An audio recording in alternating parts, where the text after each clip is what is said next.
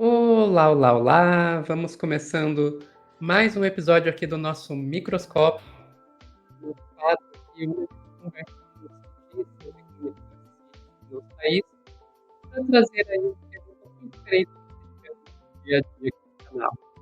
Hoje eu vou conversar com o professor Arilson da Silva Favaretto, que é professor titular na cátedra Josué de Castro sobre sistemas alimentares saudáveis e sustentáveis da Universidade de São Paulo, para a gente conversar um pouquinho aqui sobre como é possível a gente ter uma alimentação que respeite ao mesmo tempo o nosso corpo e o meio ambiente.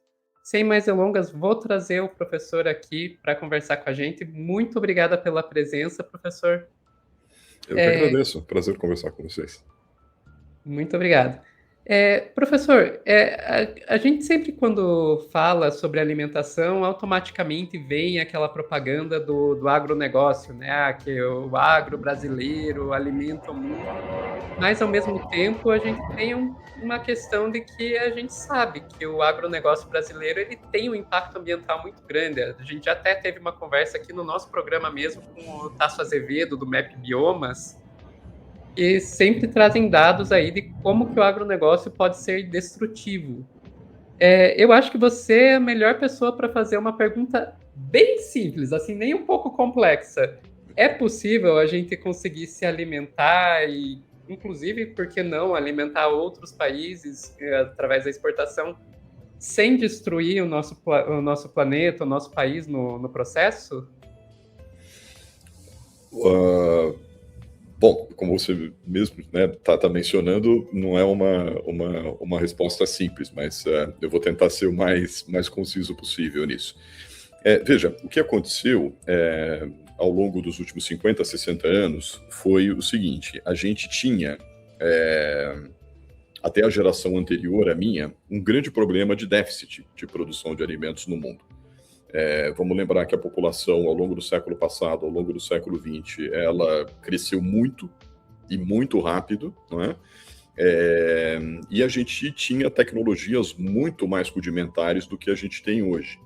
Então, no período após a Segunda Guerra Mundial, no caso da Europa e dos Estados Unidos, e no Brasil, sobretudo ali na virada dos anos 60 para os anos 70, a principal preocupação nesse tema, naquele momento, era aumentar a oferta de alimentos, aumentar a produção de alimentos para um mundo que tinha muitas pessoas passando fome e o número de pessoas no mundo aumentava cada vez mais.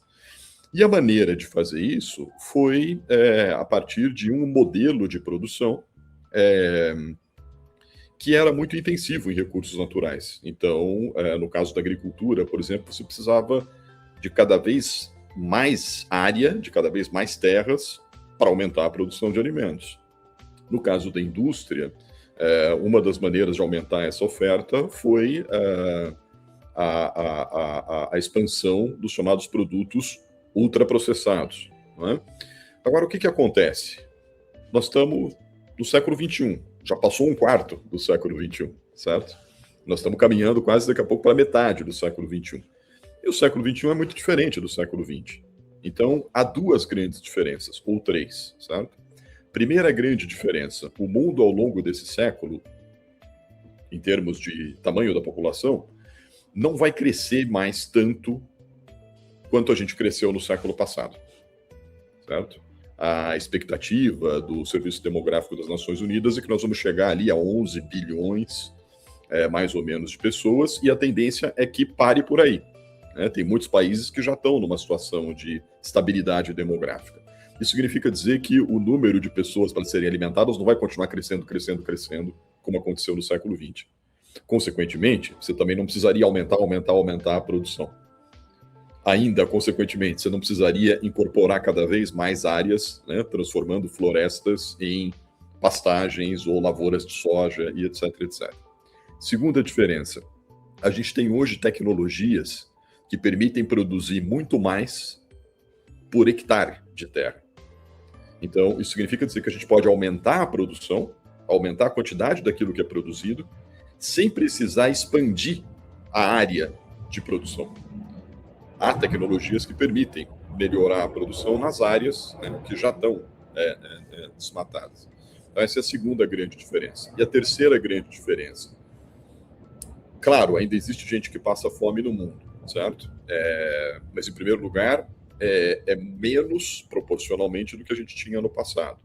Mas, em segundo lugar, as pessoas que passam fome no mundo hoje não é porque não existe alimentos para essas pessoas comerem, é porque elas não têm acesso a esses alimentos. Ou elas não têm dinheiro para comprar, ou elas vivem em regiões, em áreas em que, por razões diferentes, o alimento não chega, não está disponível para essas pessoas. Então, tudo isso me permite responder a tua pergunta dizendo, sim, é possível a gente ter uma alimentação suficiente para todo mundo. Assim, e tem uma última diferença que hoje em dia, a preocupação maior, né, de toda a sociedade é com a qualidade daquilo que se come. Então, se antes a grande preocupação era aumentar a produção e a oferta, hoje uma grande parte da preocupação está concentrada em outras questões. Uma alimentação mais saudável e uma alimentação que não prejudique o meio ambiente. Então, nós temos todas as condições para fazer uma nova virada, como foi aquela que a gente teve na segunda metade do século XX.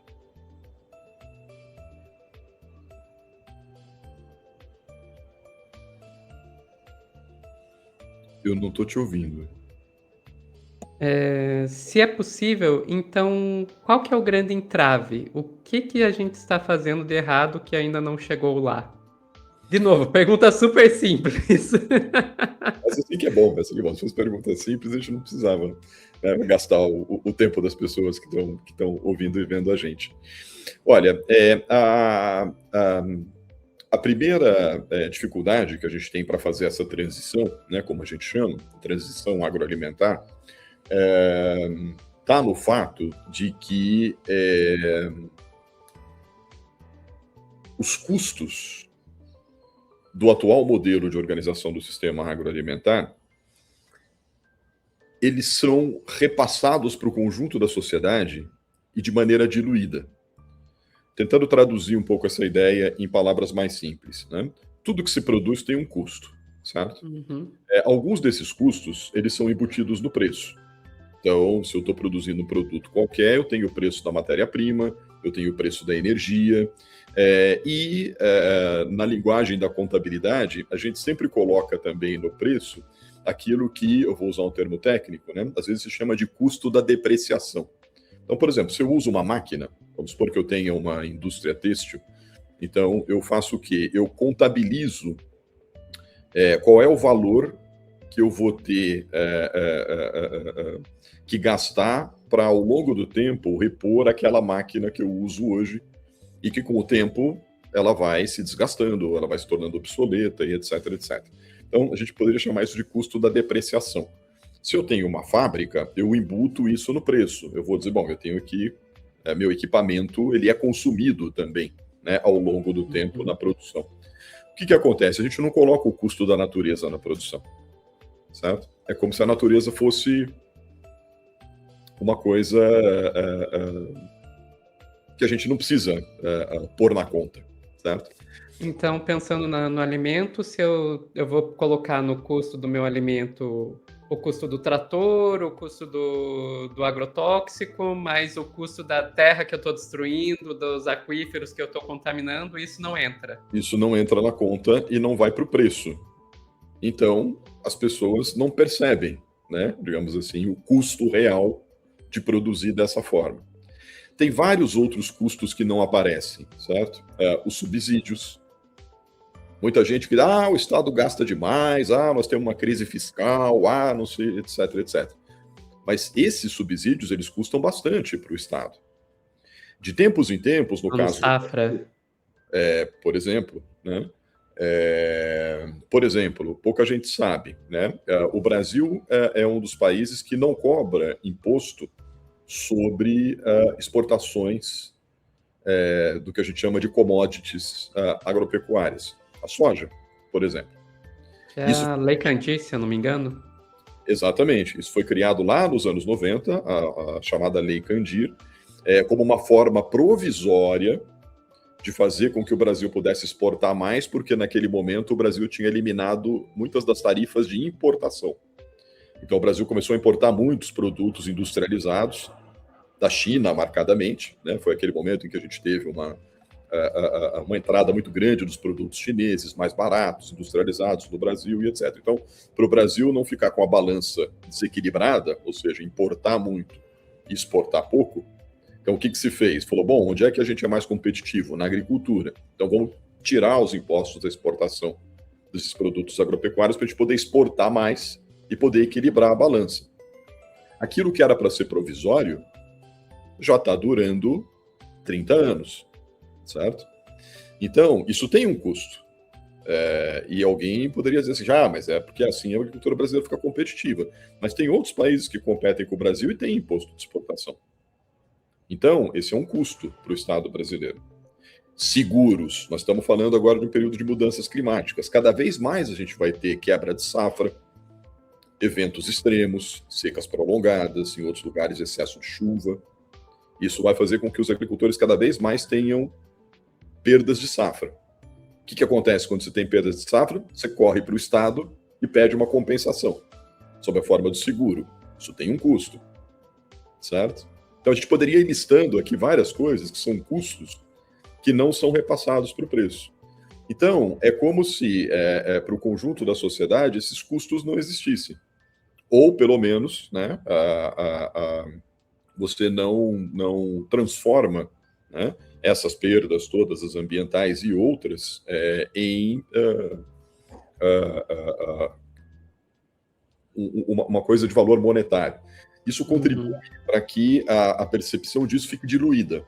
A gente vai jogando o problema para frente, né? Essa é uma das razões. A segunda razão é poder, certo? Ou seja, os grupos que hoje estão acomodados e ganham muito com esse modo de produção, obviamente, eles fazem tudo o possível para manter as regras do jogo como elas estão hoje. Para que as mudanças, a adoção de tecnologias mais sustentáveis, mais fiscalização ambiental, enfim, tudo aquilo que está relacionado a uma mudança de padrão, para que tudo isso seja muito gradativo, para que isso não altere decisivamente o modelo convencional. Qual é o maior, entre aspas, partido do Congresso Nacional? Não é um partido, na verdade, é a chamada bancada ruralista, né? Então isso ajuda a entender muito o peso, né, que esses setores, que hoje ganham com esse modelo convencional, o peso e a importância que eles têm na política brasileira. E aí eles usam o poder econômico para transformá-lo em poder político, por exemplo, com uma grande bancada no Congresso, e é uma das formas de dificultar a mudança nas regras do jogo que organizam o sistema agroalimentar. E aí, inversamente, esse poder político é convertido de novo em poder econômico, porque as regras favorecem exatamente esse modo de produzir. Perfeito, professor. Agora isso só torna a situação ainda mais complicada, porque você fica pensando, ok, então existe esse custo. A gente ainda hoje tem pessoas passando fome. Repassar esse custo que não é repassado para o consumidor não poderia piorar a situação? Ou então ele forçaria a gente a repensar a maneira com que é feita a produção? Claro, essa é que é a questão. Não se trata de resolver isso repassando esse custo para a população. Porque se você simplesmente repassa esse custo para a população, você não resolve a origem do custo, certo? Aí você está criando dois problemas. O primeiro deles é, você não mudou a forma de produzir e, portanto, esse custo vai continuar sendo cada vez maior, né? E o segundo problema é que você vai estar transferindo esse custo para o consumidor, para a população, né? O que geraria um problema enorme, né, de aumento do custo dos alimentos e, portanto, mais fome, insegurança alimentar e daí por diante. A gente usa o exemplo do custo exatamente porque o aumento do preço é uma das maneiras de as pessoas e os próprios empresários perceberem que algo não vai bem, que a conta não fecha, né? Mas não é o caso de simplesmente, bom, então o custo é esse e repassa para o consumidor. Não, aí nós estaríamos criando outro problema. Perfeito. Mudando o assunto, mas nem tanto, porque eu imagino que a gente vai acabar voltando para o mesmo ponto. Eu cheguei no seu nome, quando eu estava procurando alguém para entrevistar aqui, por um texto seu sobre monotonia alimentar. E é algo que me chamou bastante atenção, porque é um assunto que a gente não costuma pensar com a seriedade que ele tem, porque eu admito que antes de ler esse texto e alguns outros sobre esse assunto, eu pensava, não, ok, é ruim você comer a mesma coisa todo dia, mas não é, assim, tipo, o fim do mundo. Agora, quando eu li o seu texto, você não era o único autor, né? Tinha outros 2 autores juntos, mas li esse texto que o senhor co-escreveu. Houve um podcast, se eu não me engano, do Joio e o Trigo sobre isso. Eu pensei, opa, a gente tem um problema sério aí. O senhor poderia explicar um pouquinho para a gente qual que é o grande problema, o que é e qual o grande problema da monotonia alimentar? Sim, sim. Essa ideia de monotonia do sistema agroalimentar, ela foi formulada originalmente pelo meu colega e amigo, professor Ricardo Abramovay, que foi, né, o responsável pela cátedra Josué de Castro, onde eu estou trabalhando agora nesses últimos meses.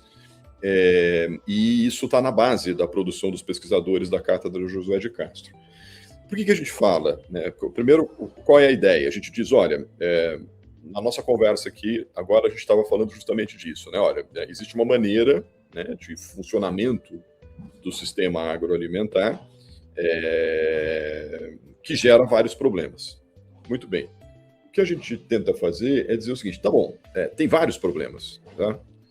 O uso do agrotóxico, a expansão da fronteira agrícola em áreas de floresta, os problemas de saúde relacionados com o consumo de ultraprocessados, são vários problemas. Mas a gente encontrou uma maneira de condensar em uma palavra aquilo que a gente precisa mudar. E o que a gente precisa mudar é esse traço marcante do sistema agroalimentar, que é a monotonia que marca a forma de estruturação do sistema agroalimentar. O que nós estamos querendo dizer? A coisa começa com uma dimensão, que é as lavouras, a agricultura. Então, hoje no Brasil, para simplificar um pouco, vamos dizer assim, a maior parte da área de agricultura no Brasil, ela é destinada à produção de uma coisa só, soja. Se a gente for olhar na escala global, 70% aproximadamente das calorias que as pessoas consomem de origem vegetal, ela vem de apenas 6 plantas. E a gente tem milhares de plantas comestíveis no mundo. Exatamente, 6 plantas.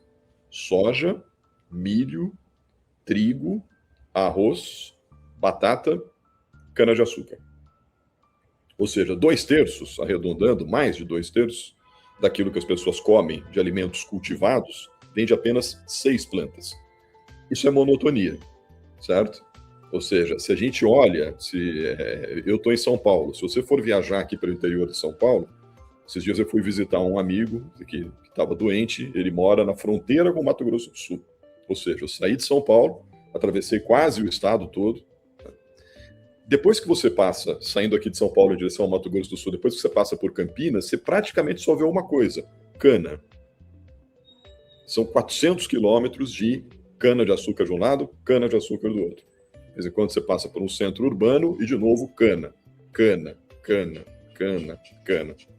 Se você viajar pelo centro-oeste do Brasil, dependendo da época do ano, você também vai ver só uma coisa. Soja, soja, soja, soja, soja. São paisagens monótonas. Se a gente for mais para frente, para a Amazônia, nós estamos substituindo uma área rica em floresta, que é a floresta amazônica. Pensa na imagem da floresta amazônica, é diversidade.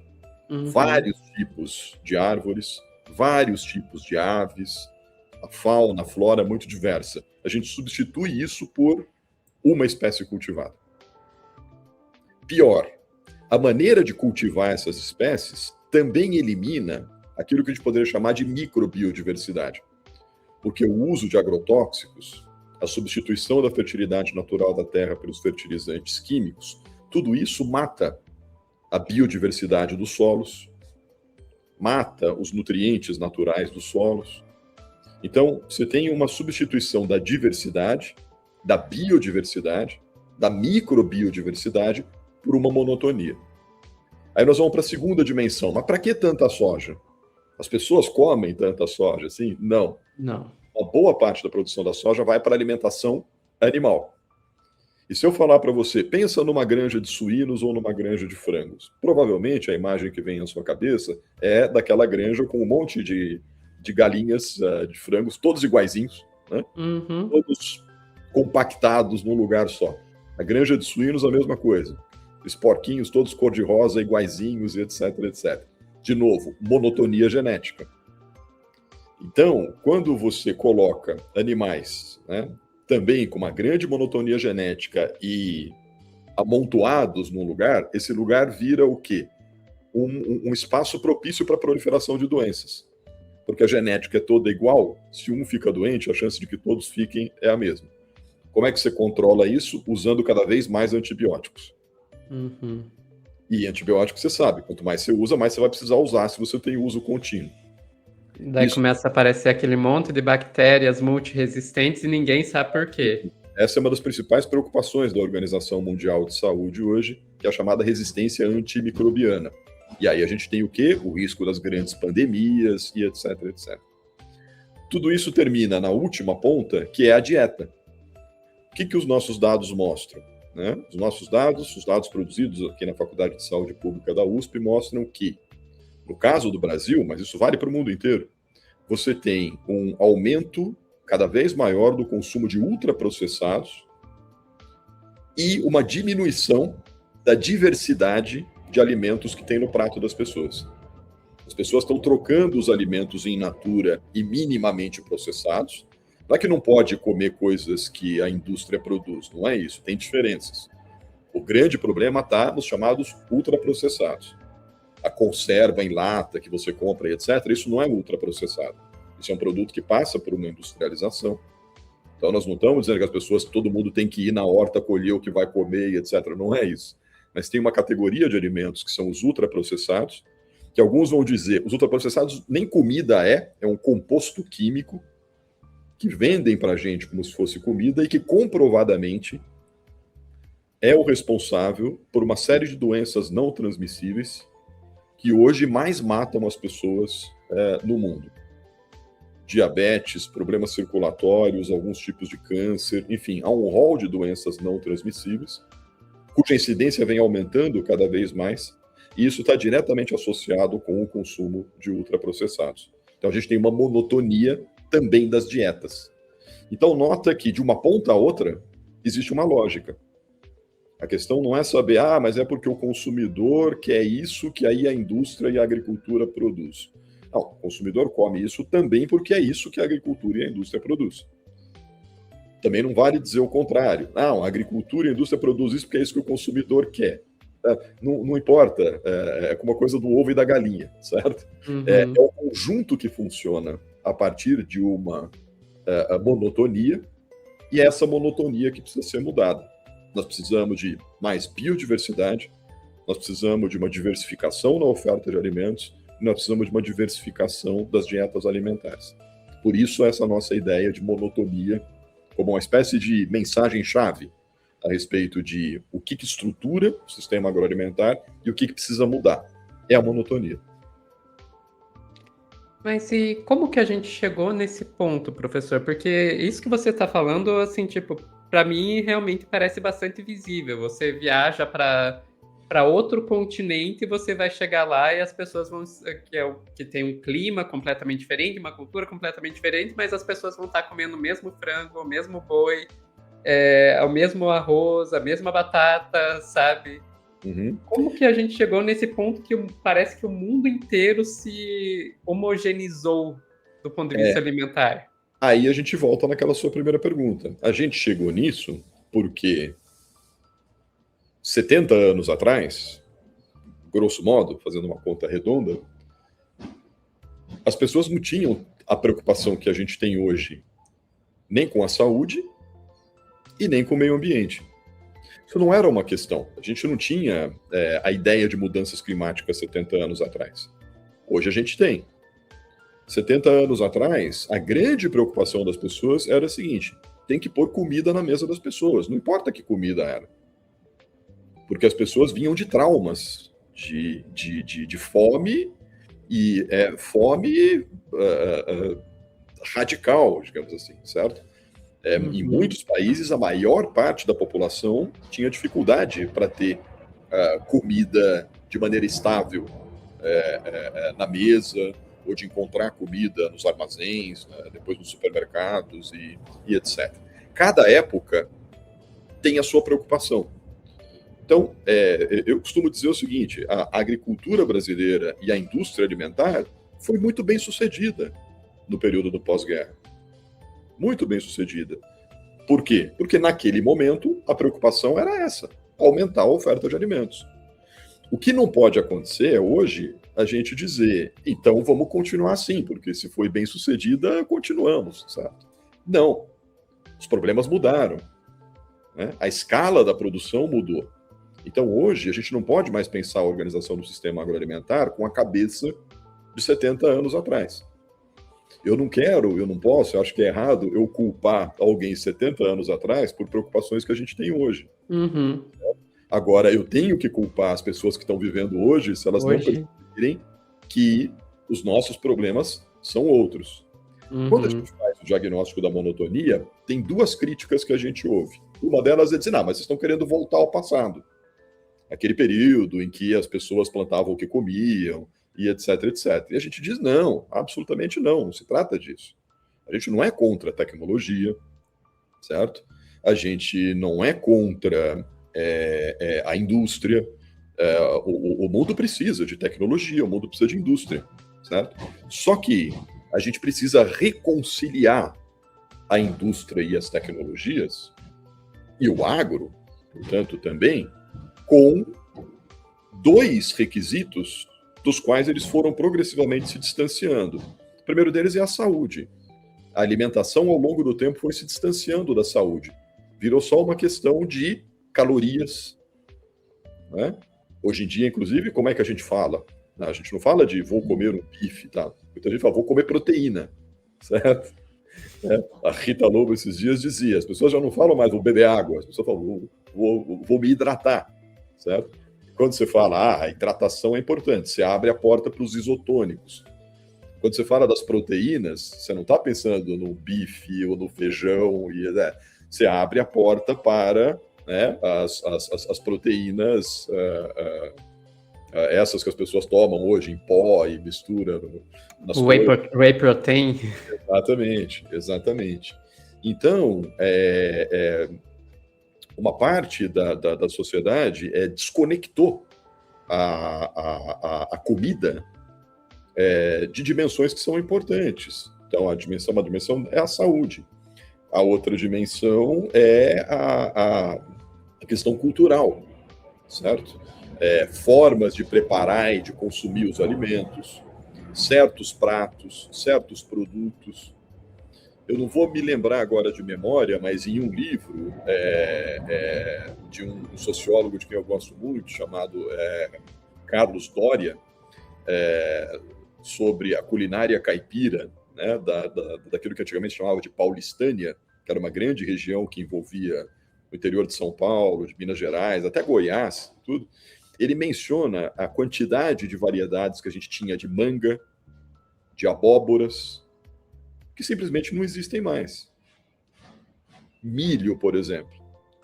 Se você vai num mercado em algum país andino, no Peru ou na Colômbia, uma das coisas mais bonitas que você vai ver é uma variedade enorme de milho.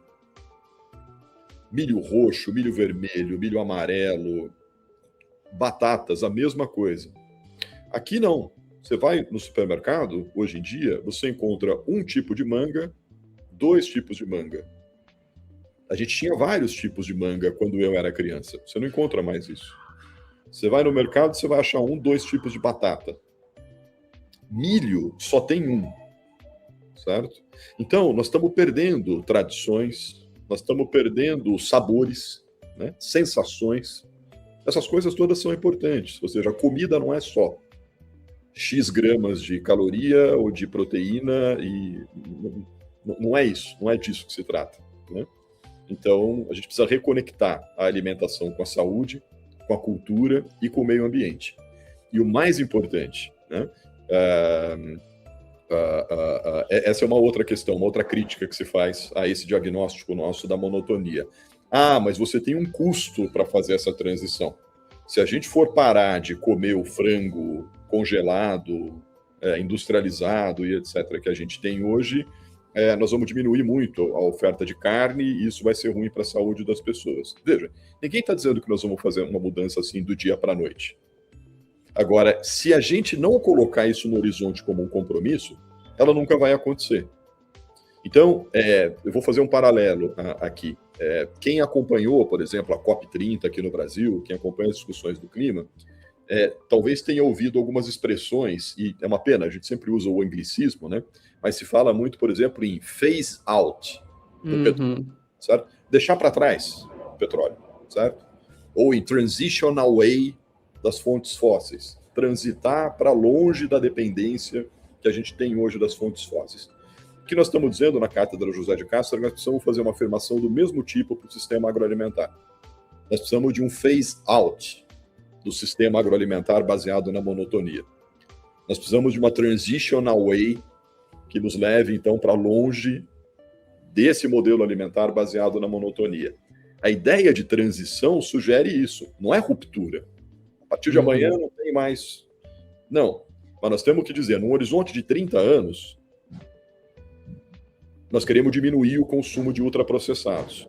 E para isso nós vamos estabelecer algumas metas. E para perseguir essas metas nós vamos ter alguns instrumentos. Gradativamente nós vamos sobretaxando, vai financiando mais as outras atividades, vai educando mais as pessoas porque está envolvido nessas escolhas. A gente precisa estabelecer esse horizonte, né? E o outro argumento que a gente usa ok, isso tem um custo. Só que não fazer nada também tem um custo. E o custo de não fazer nada é maior do que o custo de fazer. Esse é o ponto decisivo. Tem um cientista chamado Johan Rockström, que é um dos principais cientistas ambientais do mundo hoje. Ele foi uma das pessoas que esteve à frente de um relatório publicado 2 anos atrás que mostra o seguinte: se a gente fosse colocar na ponta do lápis todos os custos do sistema agroalimentar contemporâneo, esses custos eles já são maiores do que o valor de tudo aquilo que o sistema agroalimentar produz. Isso é uma irracionalidade econômica. Ou seja, nós temos um sistema agroalimentar que está produzindo mais custos do que benefícios. É só que a gente volta naquilo que o senhor estava falando no começo. Esses custos não são repassados. Exatamente, eles estão para a população. Então a gente precisa colocar isso na conta. Repito, esse ano é um ano de eleições. Você vai ver, um dos principais temas que vai surgir nas eleições é crise fiscal.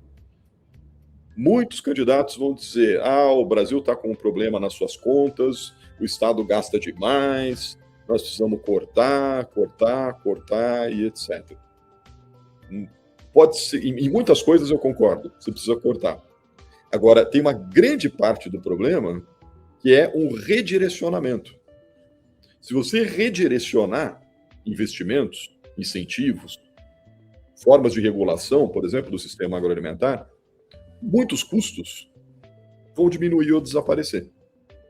Custos que a gente tem, por exemplo, e nós vamos ter cada vez mais, né, com as catástrofes relacionadas aos chamados eventos extremos. A cada ano nós estamos tendo custos maiores com enchentes, destruição de infraestruturas por conta de cheias, pontes, estradas, etc, etc. Olha o que aconteceu no Rio Grande do Sul 2 anos atrás. Todo mundo se lembra. Porto Alegre, uma cidade enorme, ficou ilhada praticamente um mês. Isso tudo vai acontecer cada vez mais. Isso gera custos.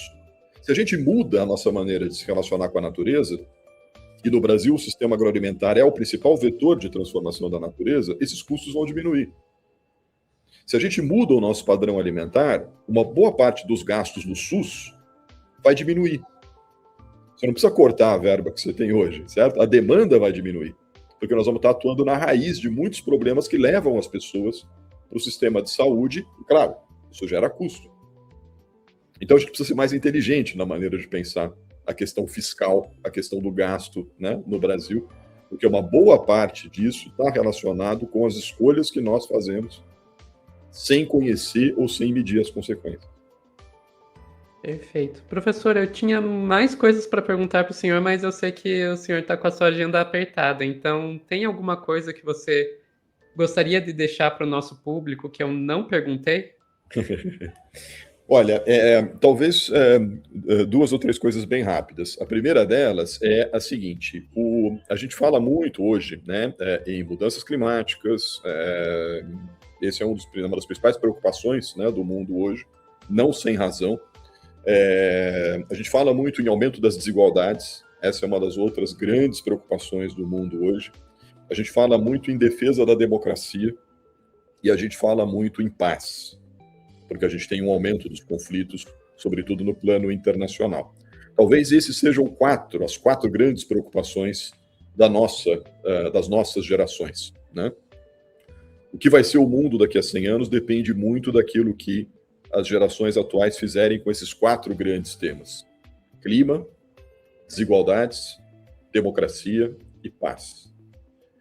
Eu arriscaria dizer o seguinte, que a maneira como a gente produz e consome alimentos pode ser uma parte importante da solução, de uma maneira de tratar bem pelo menos uns 2 ou 3 desses temas. No caso do Brasil, o nosso principal vetor de aquecimento global, de aquecimento de emissão de gases de efeito estufa, que contribuem para o aquecimento global, é a agropecuária. 3/4 das emissões de gases de estufa no Brasil estão relacionados com a agropecuária. Nós precisamos dar mais atenção para isso. No plano global, são as fontes fósseis do petróleo. No caso do Brasil, é o sistema agroalimentar. Segunda coisa, nós podemos diminuir desigualdades dependendo da maneira como a gente fizer a nossa transição agroalimentar. A gente pode ter soluções que prejudicam ainda mais camponeses, comunidades tradicionais, povos indígenas e etc. Ou nós podemos ter soluções que contribuam para manter direitos e até melhorar a qualidade de vida dessas populações. Porque a expansão da fronteira agropecuária no Brasil hoje é um dos principais vetores de conflito por terra, de conflito por água, de conflito em torno do direito dessas populações tradicionais e de povos indígenas. E claro, tudo isso também tem a ver com a democracia, porque a concentração do poder nos grupos econômicos que hoje ganham muito com essa forma de organização do sistema agroalimentar, ela favorece muitas vezes uma agenda política que não é amiga da democracia. E nós precisamos defender a democracia, porque ainda que a gente tenha muitas fragilidades no nosso modelo político, enfim, na forma, né, como a política acontece no Brasil, a defesa da democracia é uma condição para que a gente possa melhorar isso. Numa ditadura, a gente não tem voz. Numa ditadura, manda ainda menos gente, e quem paga a maior parte da conta são os de sempre. As populações mais vulneráveis, os territórios mais vulneráveis. Então, repensar o sistema agroalimentar brasileiro é vital para aquilo que nós vamos querer que seja o nosso país e o mundo ao longo das próximas décadas. Duas últimas coisas rápidas para comentar. Tudo isso que nós conversamos aqui hoje está de maneira mais explicada, de maneira mais detida, etc., em uma série de publicações que a gente faz no âmbito da Cátedra Josué de Castro. Então, eu convido as pessoas a visitarem o site da Cátedra Josué de Castro, as redes sociais, né, as minhas, principalmente as da Cátedra Josué de Castro, onde a gente Depois me passa os links que eu coloco na descrição do vídeo. Tá bom. Onde a gente veicula esses materiais todos. Tem os materiais, vamos dizer assim, mais chatos, né? E a gente escreve artigo científico e etc. Então tem uma linguagem que muitas vezes não é atrativa, mas tem também vídeos de debates, materiais mais curtos, enfim, tem muita informação disponível ali. E por último, fico à disposição para quem sabe daqui a algum tempo a gente marcar uma nova conversa e poder falar das coisas que a gente não conseguiu falar hoje. Olha, não promete isso que eu vou atrás. Feito aí em público. Perfeito. Muito obrigado, professor. Agradeço muito. Eu não esperava que uma conversa sobre monotonia alimentar a gente chegasse na defesa da democracia, mas tá aí, adorei. Tá tudo ligado. A gente só precisa achar onde é que estão os fios, mas tá tudo ligado. Perfeito. Vou tirar rapidinho da tela. Mais uma vez, agradeço muito a sua presença aqui. E agradeço também a presença de todo mundo que ficou assistindo a gente aqui até o final. Deixem nos comentários aí o que vocês acharam dessa conversa, se vocês têm mais dúvidas sobre esse assunto, que eu posso conversar com o professor para a gente trazer aqui ele outra vez. E também deixem sugestões de outros temas e outras pessoas que vocês gostariam de ver aqui no nosso quadro. Agradeço muito a presença de todos e tchau, tchau.